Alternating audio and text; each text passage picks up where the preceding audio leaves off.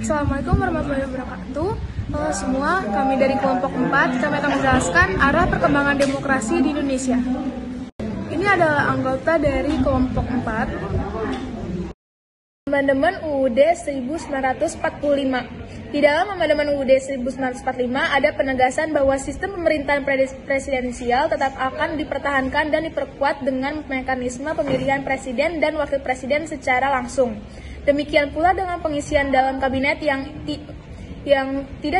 setelah diatur dalam Undang-Undang 1945, yaitu presiden dibantu oleh menteri-menteri negara. Menteri-menteri diangkat dan diberhentikan oleh presiden. Setiap menteri membidangi urusan tertentu dalam pemerintahan. Pembentukan, pengubahan, dan pembubaran kementerian negara diatur dengan undang-undang. 1, 2, 3. Setelah masa pemerintah Soekarno, sistem presidennya diwarnai dengan keberagaman. Model kepartian menjemuk multiparti bandingkan dengan sistem presidennya di Amerika yang adanya memiliki dua partai, yaitu Partai Demokrat dan Partai Republik. Menurut Scott Mainwaring, model kepartaian majemuk dalam sistem presidensial merupakan perpaduan yang sulit dan dilematis. Pembentukan koalisi partai sering tidak didasari oleh kesamaan ideologis, tetapi lebih kepada persamaan kepentingan memperoleh kekuasaan. Di Indonesia tampaknya sulit dilaksanakan.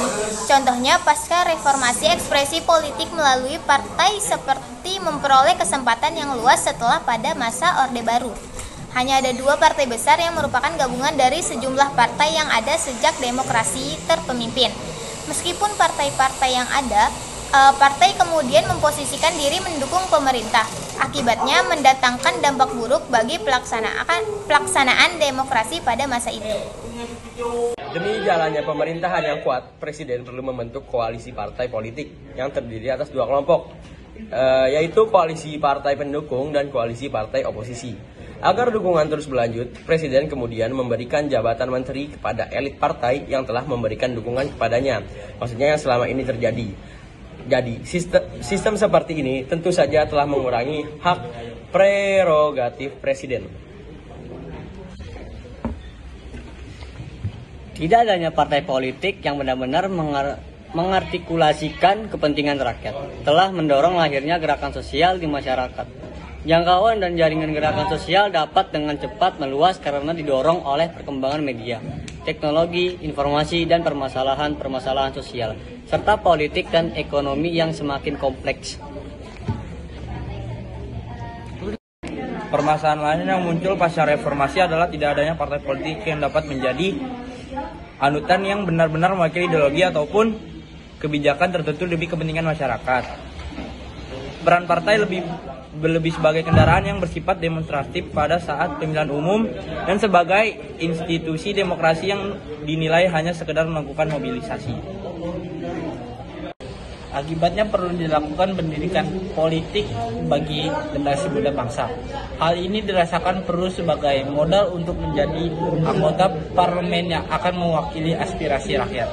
Kondisi ini diperparah dengan meningkatkannya oligarki di kalangan elit partai yang sering membuat pemerintah harus melakukan kompromi politik, apalagi jika partai yang bersangkutan menjadi bagian dari mitra koalisi.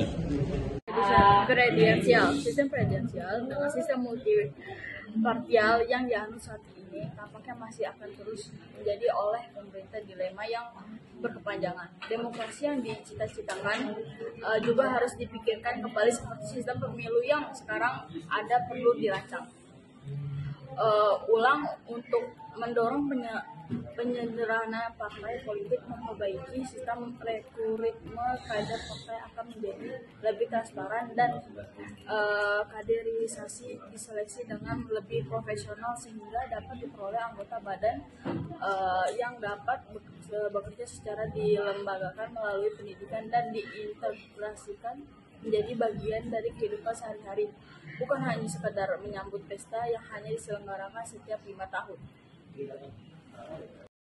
Sekian itu presentasi dari kami. Terima kasih. Wassalamualaikum warahmatullahi wabarakatuh.